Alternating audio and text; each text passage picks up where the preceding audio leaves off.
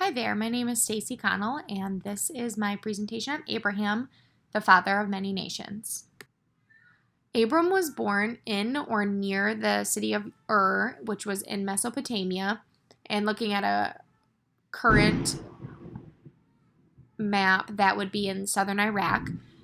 He ended up marrying his half sister Sarai, who is later renamed by God Sarah.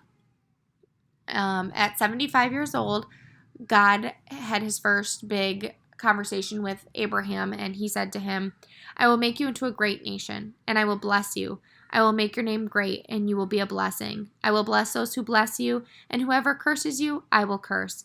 And all the peoples on earth will be blessed through you. This was the first big promise that God had made to Abraham, or Abram at the time. And then at the age of 86, he had his first son Ishmael, and then at the age of 99, he had his second son Isaac. At this point, he was renamed Abraham by God, saying that he would be the father of many nations, and the promise was supposed to be through Isaac. And then he died at the age of 175. Ishmael kind of versus Isaac, they were two very different people with two very different roles. So Ishmael's mom's name was Hagar, who was Sarah's servant. Sarah had told Abraham to sleep with her servant in order to fulfill God's promise, because Sarah didn't think that she was ever going to be able to give Abraham children, and that was like a big disappointment in this time period.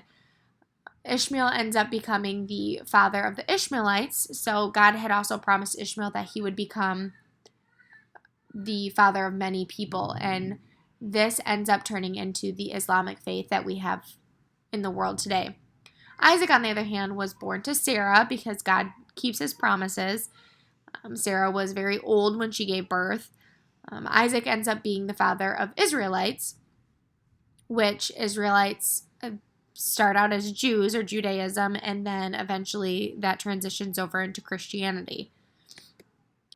One of the toughest trials that God asked Abraham to go through is when he asks Abraham to sacrifice his son Isaac.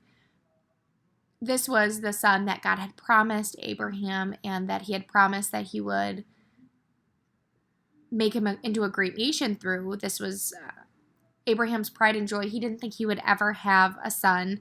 He was very, very old. He was 100 when Isaac was born. So it was a huge struggle for Abraham, but he chose to obey God anyway.